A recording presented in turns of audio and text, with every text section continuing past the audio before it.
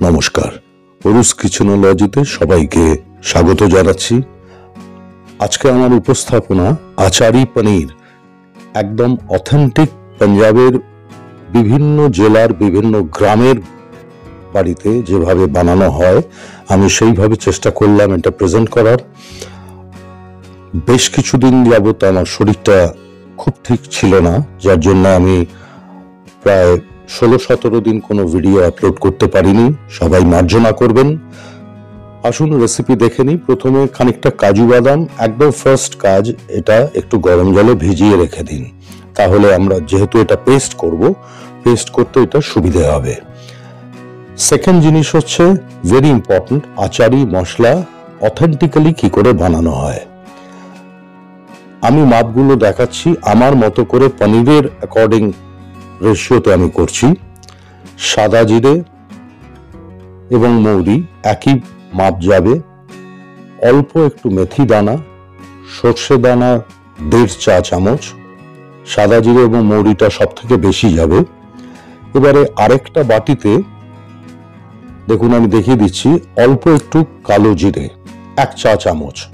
এটা আলাদা একটা বাটিতে এই জন্য নিচ্ছি যে বাকি যে জিনিসগুলো আগে যেগুলো মশলা আমি দিলাম যে বাটিটায়, সেগুলো আমরা গ্রাইন্ড করব, একটা পাউডার করব, একটু দানা দানা। এইটা এর মধ্যে ফাইনাল কিছু সিজনিং যাবে, ফাইনাল টাচ, যেটা অ্যাকচুয়ালি আচারি মশলাকে একটা ডিফারেন্ট ডাইমেনশনে দিয়ে দেয়। 1/2 চা চামচ নুন, 1/2 চা চামচ ব্ল্যাক সল্ট বা বিট নুন। নুনের মাপটা কিন্তু পনির এবং টোটাল মশলার মাপ অনুযায়ী দিলাম। আমচুর পাউডার 1 চা চামচ। এই পুরো জিনিসটা মিক্সচারটা ভালো করে মিশিয়ে রাখুন।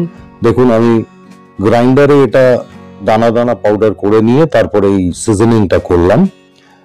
কালো জিরেটা পরে ব্যবহার হবে।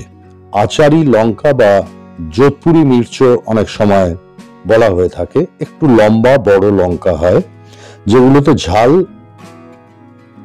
এমনিতেই কম থাকে। এগুলো ঠিক এইভাবে স্লিট করুন, ডাঁটিটা কাটবেন না। স্লিট করার পরে ভেতরে দুটো লম্বা শাঁসের মতো জিনিস থাকে, যার গায়ে অ্যাকচুয়ালি সিডস গুলো বা বীজগুলো আটকে থাকে।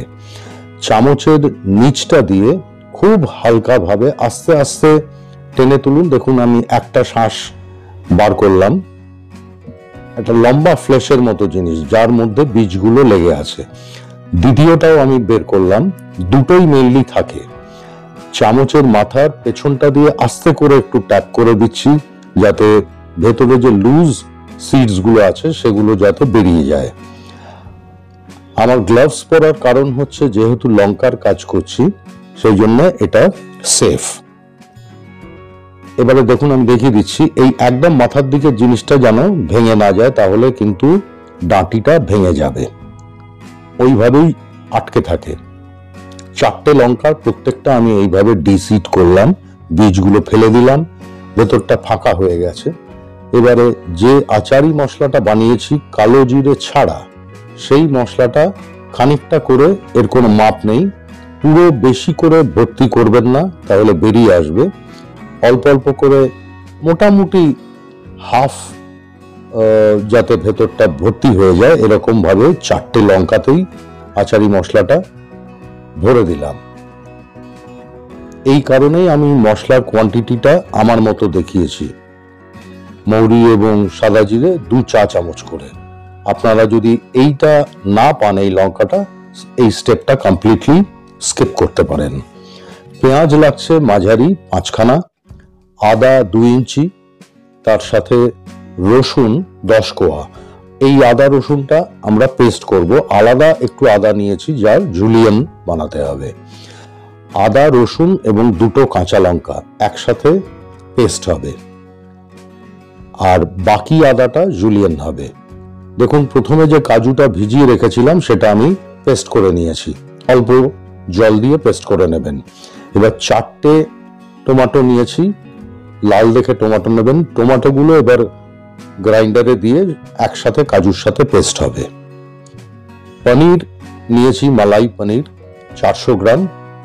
এই পিস কিভাবে হবে এর কোনো নিয়ম নেই, চেষ্টা করবেন একটু মোটা যাতে থাকে পিসগুলো, যাতে ভেঙে না যায় রান্না করার সময়। একটা প্লেটে পনিরগুলো পিস করে নিয়ে আচারি মশলা ওপর থেকে একটু ছিটিয়ে দিলাম। দিয়ে দিচ্ছি খুব সামান্য কাশ্মীরি রেড চিলি পাউডার বা কাশ্মীরি লাল লঙ্কার গুঁড়ো। এটা জাস্ট কালারের জন্য, ঝাল হবে না। হালকা হাতে এইভাবে একটু জাস্ট টস করে করে মিশিয়ে দিন, যাতে সমস্ত পিসগুলোর মধ্যে আচারি মশলা এবং কাশ্মীরি মির্চ ভালোভাবে লেগে যায়। একটা কড়াই গরম করে নিলাম। সর্ষের তেল দিয়ে রান্নাটা হবে। সর্ষের তেল প্রথমে দিচ্ছি 2 চা চামচ। যখন ধোঁয়া বেরোতে দেখবেন সাথে সাথে ফ্লেম একদম লো করে একটু অপেক্ষা করে প্রথমে আমরা এই 4টে লঙ্কা, যার ভেতরে আচারি মশলা ভরে রেখেছিলাম, সেগুলো হালকা ফ্রাই করে নেব। এরকম ভাবে একটা টং দিয়ে উল্টে উল্টে দিতে পারেন, বা যেভাবে আপনাদের সুবিধে হয় একটা স্পুনও ব্যবহার করতে পারেন।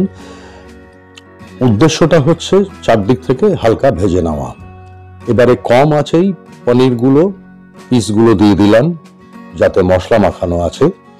লো ফ্লেমে মিনিট খানেক এগুলো একটু হালকা ফ্রাই করে নিতে হবে। খুব সাবধানে নাড়বেন, বেশি নাড়ার কোনো দরকার নেই। জাস্ট একটু ফ্রাই করে নিলেই আমাদের এই কাজটা হয়ে যাবে। বেশি ফ্রাই করলে পনির কিন্তু হার্ড হয়ে যাবে, শক্ত হয়ে যাবে। 1 মিনিট ফ্রাই করার পরে পনিরগুলো আমি তুলে নিচ্ছি। দেখুন, একটা প্লেটে, যে প্লেটে রেখেছিলাম সেই প্লেটেই তুলে নিলাম। দিয়ে দিচ্ছি আরো 2 চা চামচ সরষের তেল। তেল গরম হলে যথারীতি আঁচ কমিয়ে দিন। এবারে দিয়ে দিতে হবে কালো জিরে। যে কালো জিরেটা আচারি মশলার মধ্যেই ব্যবহার হয়, কিন্তু সেটা ভুলেও কখনো গ্রাইন্ড করবেন না, তাহলে তেঁতো হয়ে যাবে। অল্প একটু নাড়তে থাকুন 30 সেকেন্ড, খুব বেশি হলে। তারপর দিয়ে দিতে হবে কুচনো পেঁয়াজ। পেঁয়াজটা চেষ্টা করবেন যতটা ছোট সম্ভব চপ করা যায়, কুচনো যায় ততটা করবার। 3 মিনিট হাই ফ্লেমে আমি পেঁয়াজটাকে প্রথমে সতে করব। তাহলে পেঁয়াজের ভেতরকার যে ওয়াটার কন্টেন্ট কমে যাবে। আমি সামান্য একটু নুন দিলাম, যাতে পেঁয়াজের থেকে জলটা বেরিয়ে আসে এবং পেঁয়াজগুলো তাড়াতাড়ি ফ্রাই হয়ে যায়। 3 মিনিট হাই ফ্লেমে নাড়াচাড়া করার পরে ফ্লেম মিডিয়াম করে দিন। মাঝারি আঁচে 5 মিনিট এরপরে রান্নাটা করতে হবে। দিয়ে দিলাম আদা, রসুন এবং কাঁচা লঙ্কা বাটা। 5 মিনিট নাড়ার পর আদা, রসুন, কাঁচা লঙ্কা বাটা দিয়ে আরো 1 থেকে 1.5 মিনিট নাড়তে থাকুন। ফ্লেম একদম লো থাকবে এই সময়। ধনের গুঁড়ো 1 চা চামচ, কাশ্মীরি লাল লঙ্কার গুঁড়ো 1 টেবিল চামচ অল্প একটু মিশিয়ে দিন। খেয়াল রাখবেন যাতে মশলা পুড়ে না যায়, সেই কারণেই একটু ফ্লেমটা অবশ্যই লো রাখবেন। হলুদ গুঁড়ো দিয়ে দিলাম অল্প। এই মশলাগুলোকে আমাদেরকে এবার ভালো করে কুক করতে হবে, যাতে নিচে লেগে না যায় মশলা। সেই জন্য দিয়ে দিলাম খুব সামান্য একটু গরম জল, জাস্ট একটু 1-2 চামচ। একটু ধৈর্য ধরে সময় নিয়ে সমস্ত মশলাটাকে কষিয়ে নিন। যত ধৈর্য ধরে এই কাজটা করবেন তত রান্নার টেস্ট ফাইনালি বেটার হবে। কম আছে ঢাকা দিয়ে 30 থেকে 40 সেকেন্ড, খুব বেশিক্ষণ নয়, এই পুরো জিনিসটাকে আরেকবার কুক করুন। এবারে দিয়ে দিচ্ছি কাজু এবং টমেটো যে পেস্ট করে রেখেছিলাম একসাথে, পেস্টটা দিলাম। দিয়ে দিচ্ছি খুব অল্প নুন। যেহেতু কাজু বাটা গেল, সুতরাং কাজু বাটা নিচের দিকে লেগে যায়। খুব বেশিক্ষণ এটা ফ্লেম বাড়িয়ে করবেন না, লো ফ্লেমে করতে থাকুন। দেখবেন একটু নাড়াচাড়ার পরে অল্প অল্প তেল রিলিজ হচ্ছে। তারপরে লো ফ্লেমেই ঢাকা দিয়ে 10 মিনিট এটা রান্না করুন। কেন 10 মিনিট? তার কারণ হচ্ছে টমেটো যাতে পুরোপুরি প্রপারলি কুকড হয়, মিনিমাম যাতে কাঁচা ভাব না থাকে, তাহলে রান্নার টেস্ট ভালো হবে না। এই স্টেপটা কিন্তু ভেরি ভেরি ইম্পর্টেন্ট, খুব গুরুত্বপূর্ণ স্টেপ। একটু খেয়াল করে এইভাবে করবেন। এবার দিয়ে দিচ্ছি যে আচারি মশলাটা বানিয়েছিলাম, সেটার থেকে 3 চামচ দিয়ে দিলাম। ফ্লেম কিন্তু লো আছে, আঁচ একদম কম আছে। কম আছেই রান্নাটা বেশিক্ষণ হতে হবে। এই টোটাল যা যা মশলা এখন কড়াইতে আছে পুরোটাই লো ফ্লেমে আমাদেরকে খুব ভালো করে কুক করতে হবে। কসুরি মেথি 2 চা চামচের মতো হাতে একটু দুটো পামের মধ্যে একটু রাব করে ঘষে ফ্লেভারটা অ্যাক্টিভেট করিয়ে দিয়ে দিতে হবে। জিনিসটার চেহারাটা দেখুন, মশলাটা ঠিক এইরকম হবে, একদম মাখা মাখা একটা মশলা। 1.5 চা চামচের মতো চিনি দিচ্ছি। এটা কিন্তু পাঞ্জাবে চিনি ব্যবহার হয়, এরকম নয় যে ওখানে চিনি ব্যবহার হয় না, প্রায় বেশিরভাগ রান্নাতেই হয়, আমাদের বাঙালিদের মতোই। তাহলে টেস্টটা ভালো হবে। অল্প একটু গরম জল দিয়ে দিচ্ছি, আবার দিয়ে গরম জল দিয়ে এটাকে আবার একটু ভালো করে মিশিয়ে দিচ্ছি। ঢাকা দিয়ে এবারে আর 1 মিনিট কুক করুন, ফ্লেম লো থাকবে। আবার বলছি, টমেটো খুব ভালোভাবে কুকড হতে হবে, রান্না হতে হবে। দেখুন তেল রিলিজ হয়ে গেছে, এই স্টেজেই কিন্তু নুন এবং মিষ্টিটা চেক করে নিতে হবে। যে কোনো বাড়িতে যা আচার থাকবে, কুলের আচার বাদ দিয়ে, মিক্সড ভেজিটেবল হতে পারে, লেবু হতে পারে, লঙ্কা হতে পারে, সেই আচারের থেকে 1 চা চামচ মিশিয়ে দিন। এটা ইউনিক ফ্লেভার দেবে। এটা হয়তো অনেকে বলবে না বা বলবেন না, কিন্তু এটা করবেন, এইভাবেই করা হয়।